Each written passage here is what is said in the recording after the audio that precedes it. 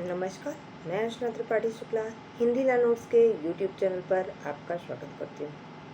आज मैं CS professional के corporate funding and listing in the stock exchange के लिए सेकंड वीडियो क्लास शुरू कर रही हूँ।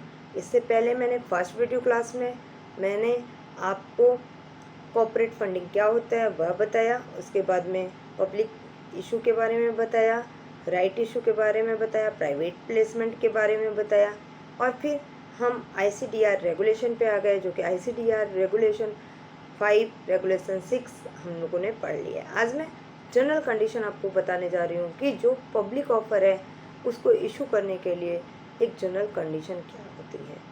ये मैं आईसीएसआई की बुक से आपको पढ़ा रही हूँ, तो आप इंस्टीट्यूट की बुक से ही पढ़ करके आराम से एक एक पॉइंट मैं आपको पढ़ाऊँगी। जो स्लिप करूँगी उसका मैं जिस्ट आपको बता दूँगी, जिससे कि आपको पूरा चीज़ समझ में आए। ठीक है, आइए देख लेते हैं कि जनरल कंडीशन क्या बताई गई है। यह वीडियो मैं पर डे अपलोड करूँगी, हो सकता है 1-2 दिन छूट जाए, तो आप मेरे साथ लगातार पढ़ते हुए चलोगे। आप वीडियो देखते रहोगे तो आपको बिल्कुल भी टॉपिक समझने में दिक्कत नहीं आएगी। यह वीडियो मैं ज़्यादा देर करने लिए नहीं बनाती हूँ, 5 मिनट, 10 मिनट, 15 मिनट ऐसे बनाती हूँ, जिससे कि आप पर डे उसको थोड़ा थोड़ा पढ़ते रहें और रिवीजन करते रहें। आइए देखते हैं जनरल कंडीशन क्या है। And who are making in initial public offers ensure that, क्या कि जो इशूअर हैं वो इनिशियल पब्लिक ऑफर लाने के लिए उन्हें क्या कंडीशन फॉलो करनी है। क्या it has made an application to one or more stock exchange to seek a principal approval for listing of the specified securities on the such stock exchange and has chosen out one of them as the designated stock exchange।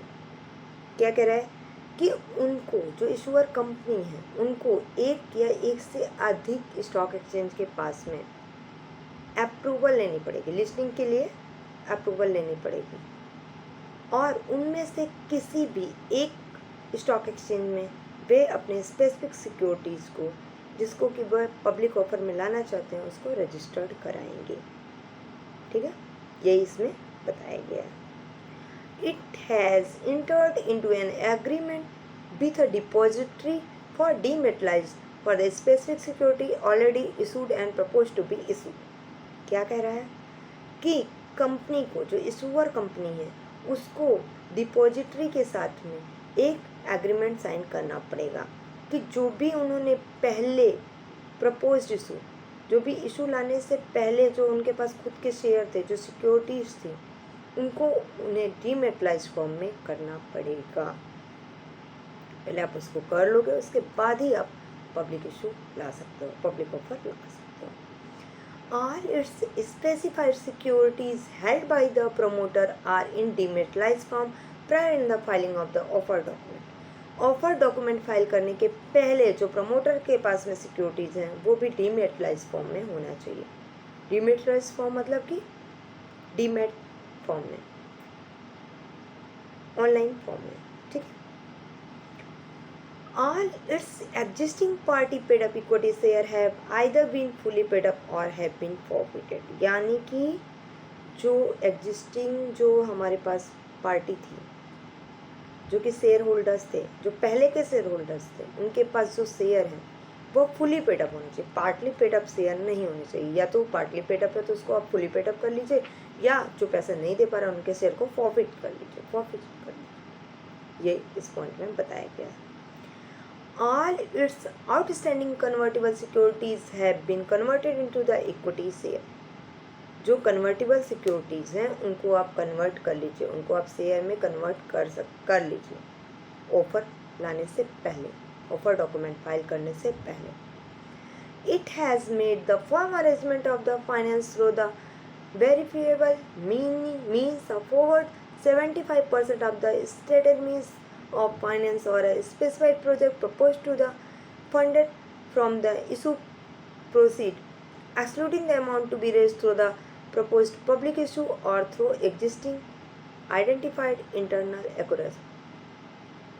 यानी कि जो भी arrangement है, जो भी finance arrangement कर रहे हैं, variable toward the 75% of the state, यानी कि जो स्पेसिफिक प्रोजेक्ट है उसका 75% जो अमाउंट है वो पब्लिक से रेज हो जाना चाहिए। अगर जो 25% है उसके बारे में देखिए क्या कह रहा है।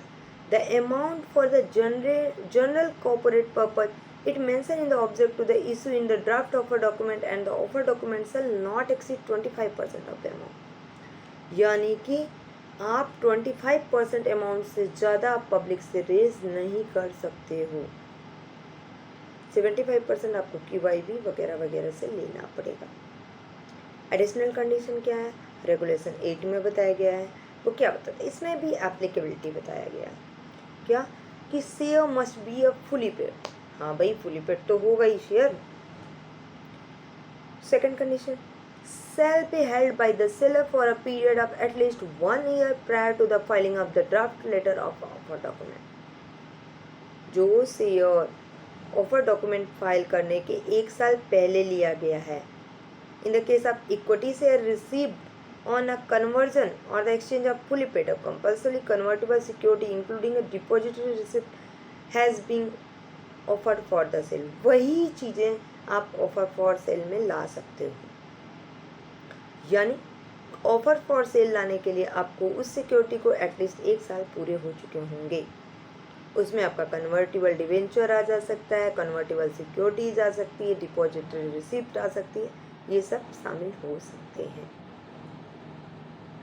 फिर क्या कह रहा है, the holding period of the such convertible securities including the depository receipt as well as that the resultant equity share together shall be considered for the purpose of the calculation of the 1 year।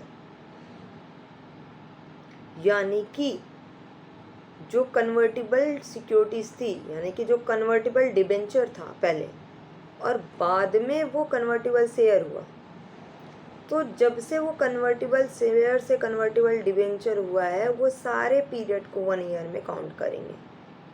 यानी कि आज वो पहले convertible debenture था, आज वो convertible share हुआ, 10 दिन बाद हमने ऑफर डॉक्यूमेंट लेके आए, तो आज से वो 10 दिन नहीं काउंट होगा। वो जब से हमारे पास आया एज द कन्वर्टिबल डिबेंचर तब से लेकर के ऑफर डॉक्यूमेंट फाइल करने की जो एक रिकॉर्ड डेट है तब तक आप कंसिडर करोगे उसको 1 साल।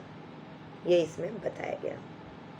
फिर क्या बोला गया है कि if the equity share arising out of the conversion or the exchange of the fully paid compulsory convertible securities are being offered for the sale, the conversion or exchange should be completed prior to the filing of the offer document। इसमें ये कहा गया है कि if the equity share arising out of the conversion, यदि conversion के बाद आपको इक्विटी शेयर प्राप्त हो रहा है या फिर फुली पेड अप शेयर प्राप्त हो रहा है, तो अगर ये सब ऑफर फॉर सेल में जा रहे हैं तो जो इसका कन्वर्जन करना है वो ऑफर डॉक्यूमेंट फाइल करने से पहले ही हो जाना चाहिए। चाहे वो रेड हेयरिंग प्रॉस्पेक्टस फाइल कर रहे हो, चाहे बुक बिल्डिंग प्रोसेस कर रहे हो या फिक्स प्राइस इशू लेके आ रहे हो, कुछ भी उसको पहले वो कन्वर्ट हो जाना चाहिए। फिर आपको उसका डिस्क्लोजर देना पड़ेगा कन्वर्जन का कि आपने क्या कन्वर्जन किया है, कैसे किया है, इसका ड्राफ्ट ऑफर डॉक्यूमेंट आपको दिखाना पड़ेगा, देन वो हो जाएगा। अब the requirement of the holding equity share for a period of 1 year shall not apply. Regulation 8 क्या कह रहे हैं कि भैया यहाँ पर 1 साल चल रहा था ना, अब यहाँ पर 1 साल मायने नहीं रखता, किस में नहीं माने रख सकता है वो देख लो। The offer for the sale of a government company or a statutory authority or a corporate or any specific purpose vehicle set up the controlled by one or more of them which is engaged in the infrastructure sector।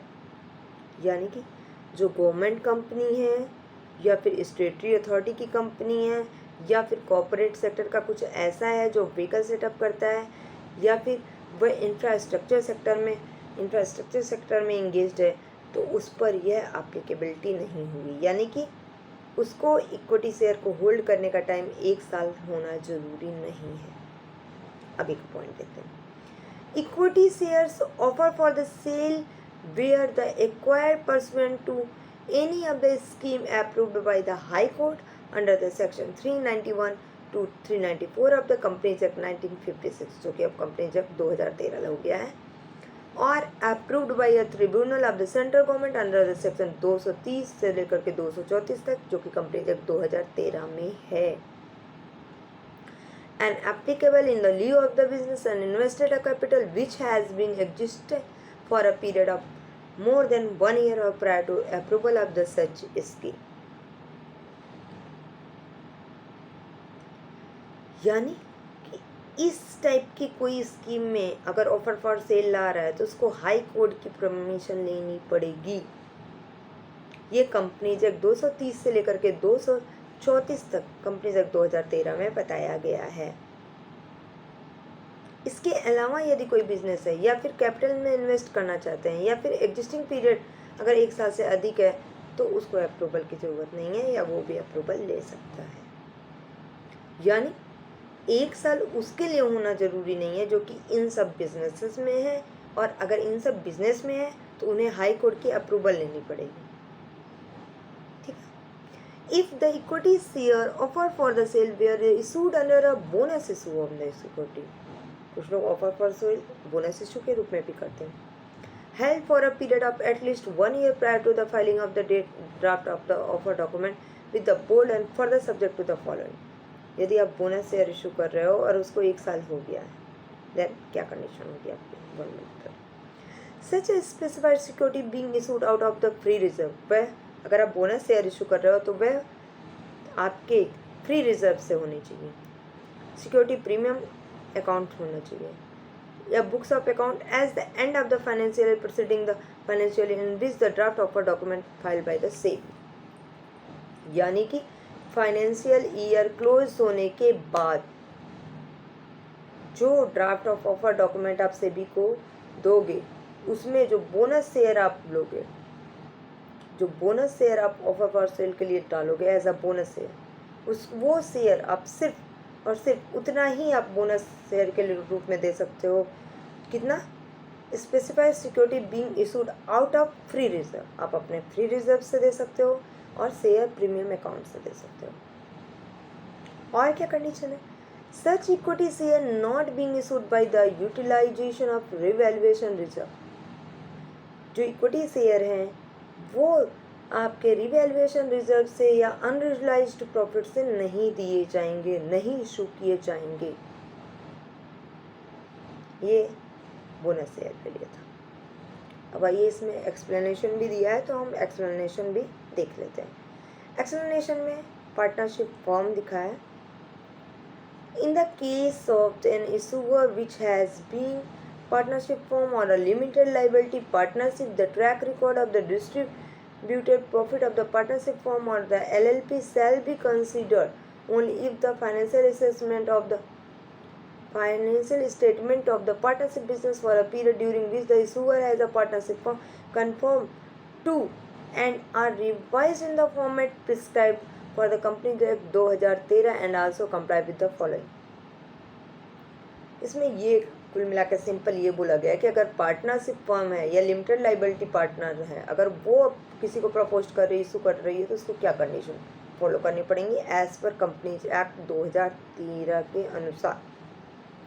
Simple सा है, उसमें देख लीजिए। Adequate disclosure are made in the financial statement as required to be made in the format prescribed under the companies act 2013। सबसे पहले तो उसको एक डिस्क्लोजर देना पड़ेगा अपने फाइनेंशियल स्टेटमेंट का, किसके अनुसार? कंपनीज एक्ट 2013 के अनुसार। The financial statement are duly certified by the chartered accountant. हाँ भाई, कोई भी फाइनेंशियल स्टेटमेंट हम ऐसे थोड़ी मानेंगे, सर्टिफाइड होना चाहिए ना चार्टर्ड अकाउंटेंट के द्वारा, ठीक है।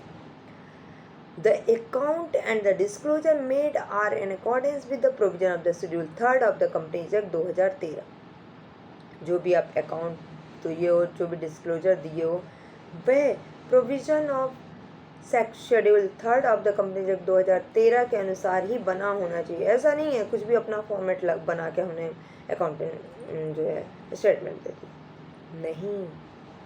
जो कंपनीज एक्ट 2013 के शेड्यूल 3 में फॉर्मेट दिया है उसी प्रकार से आपको देना पड़ेगा। The accounting standard of the institute of the chartered accountant of India has been followed अच्छा, अब ऐसा भी नहीं है, चलो फॉर्मेट हमने वो दे दिया, अकाउंट स्टेटमेंट का हमने जो है किसी भी तरह से कोई भी हमने फॉलो कर लिया नहीं, हमें चार्टर्ड अकाउंटेंट ऑफ इंडिया के जो स्टैंडर्ड है, अकाउंटिंग स्टैंडर्ड है, उसको फॉलो करना है। The financial statement present is true होना चाहिए, फेयर होना चाहिए और द फर्म्स एंड अकाउंट, ये तो सबको पता है। इसका बाद सेकंड बताया गया है आपको स्पिनिंग ऑफ अ डिवीजन। तो जो स्पिनिंग ऑफ डिवीजन है यानी कि सेकंड पॉइंट है, फिर मैं आपको अगले वीडियो में बताऊंगी। तो आप मेरी अगली वीडियो देखना बिल्कुल मत भूलिएगा, मेरे साथ साथ चैप्टर को पढ़ते रहिए और थोड़ा थोड़ा पढ़ाऊँगी, अच्छा पढ़ाऊँगी। जो भी इसमें डाउट आए आप फटाफट कमेंट करते रहिए, मैं फटाफट रिप्लाई देती रहूँगी, या फिर एक्सप्लेन करने की बात आएगी तो मैं उसको अभी के कमेंट को लेकर के मैं आपको अगले वीडियो में उसके पहले एक्सप्लेनेशन दूंगी, फिर मैं आगे का टॉपिक पढ़ाना शुरू करूँगी। यह वीडियो बिल्कुल फ्री है, इसमें कोई टाइम पास नहीं है, मैं कोई अपना प्रचार नहीं कर रही हूँ, कोई भी आपसे चार्ज नहीं ले रही हूँ, मैं भी पढ़ रही हूँ, आपको पढ़ा रही हूँ। यह वीडियो बिल्कुल फ्री है। अगर आप ये सोच रहे होगे कि भाई ये ऑथेंटिकेट है कि नहीं, तो वो आप जज कर लो कि कोई तो आपको आके ऐसे पढ़ाएगा नहीं ना, उसको नॉलेज होगा तभी ना पढ़ाएगा।